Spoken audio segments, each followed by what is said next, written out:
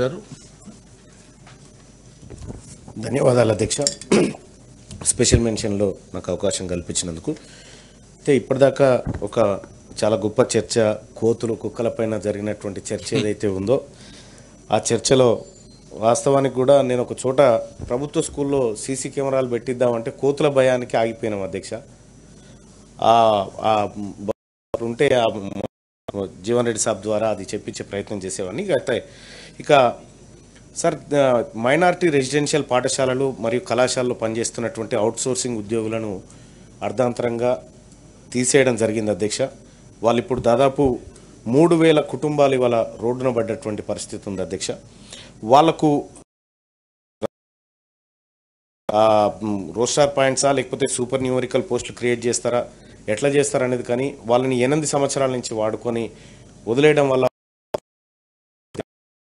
దాన్ని తమరి ద్వారా మంత్రి గారి దృష్టికి తీసుకుపోయి దాని సమస్య పరిష్కారం అధ్యక్ష. ఇంకొక రెండోది, పీఈటీ పోస్టుల విషయంలో కూడా మనం పీడీగా తెలంగాణ ప్రభుత్వం గౌరవ ముఖ్యమంత్రి గారు చొరవ తీసుకొని విద్యాశాఖలో ప్రమోషన్ల విషయం తీసుకున్నటువంటి చొరవకు ధన్యవాదాలు తెలియజేసుకుంటూ, అలాగే పీఈటీల పోస్టుల విషయంలో కూడా 1,00,000 మంది బీపీడీ కానీ ఎంపీడీ కానీ యూజీపీడీ కానీ పూర్తి చేసి ఇవాళ ఉన్నారు అధ్యక్ష. వాళ్లకు ఉద్యోగాలపైన మొన్న కేవలం 164 ఉద్యోగాలు మాత్రమే మనం వేయగలిగినాం. కాకపోతే చాలా పీఈటీ ఉద్యోగాలు ఖాళీగా ఉన్నాయి. మొన్ననే అప్గ్రేడేషన్ కూడా చేసుకున్నాం పీడీకి. సో దయచేసి ప్రభుత్వం క్రీడా రంగాన్ని ప్రోత్సహించే విధంగా ఉండాలి అధ్యక్ష. ఎందుకంటే ఇక్కడ క్రీడా రంగం విషయానికి చెప్తే ఇప్పుడు ఒలింపిక్స్ కూడా అవుతా ఉన్నాయి అధ్యక్ష.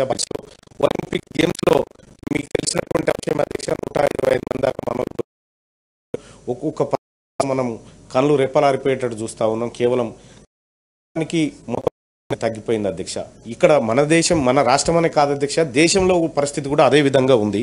ఒకసారి మనం చూస్తే అధ్యక్ష, మొత్తం భారతదేశానికి ఇప్పటివరకు వచ్చినటువంటి మెడల్స్ ఒలింపిక్స్ పుట్టినప్పటి నుంచి ఇప్పటివరకు 35 వచ్చినాయి అధ్యక్ష.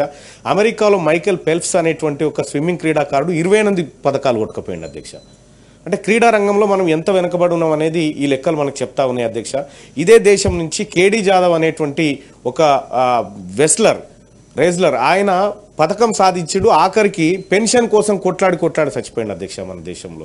అంటే క్రీడా రంగానికి సంబంధించి ఎంత తీవ్రమైనటువంటి ఇబ్బంది ఉందో తమరు ముందు పెట్టదలుచుకున్న అధ్యక్ష. ఇంకొక విషయం ఏంటంటే 1950 నుంచి ఇప్పటి వరకు మన ఫుట్బాల్ టీం ఒలింపిక్ అర్హత సాధించలేదు అధ్యక్ష. అంటే క్రీడా రంగం పూర్తిగా వెనుకబడడానికి కారణం ఈ క్రీడా వ్యవస్థ సరిగా లేకపోవడం, దానికి తగిన నిధులు లేకపోవడం. సో గ్రామీణ స్థాయి నుంచి క్రీడా వాతావరణాన్ని కారణంగా ఉంది అధ్యక్ష. అందుకోసమే రాబోయేటువంటి మనం ఎట్లాగో ఏ ఖాళీని కూడా ఉంచకుండా అన్ని భర్తీ చేయాలనేది ప్రభుత్వ లక్ష్యం. అందులో ఖచ్చితంగా పీడీ పోస్టులు కానీ పీఈటీ పోస్టులు కానీ భర్తీ చేసి సో అక్కడ ఉన్నటువంటి క్రీడా రంగాన్ని కూడా డెవలప్ చేయాలని తమరి ద్వారా రిక్వెస్ట్ చేస్తా ఉన్నాను అధ్యక్ష. Honourable minister. అధ్యక్ష, మల్లన్న గారు చెప్పింది నోట్ చేసుకున్నాం అధ్యక్ష.